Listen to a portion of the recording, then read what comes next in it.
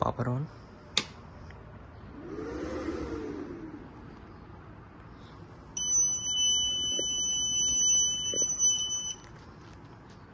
Unit got power and no any error also.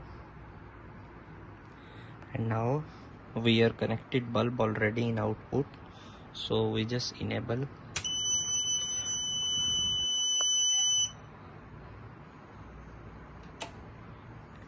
So bulb also on.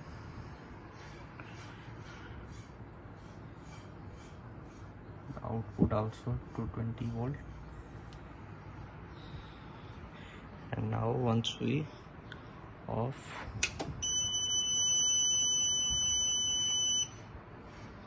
as you can see this bulb wires from here, and now once again enable on.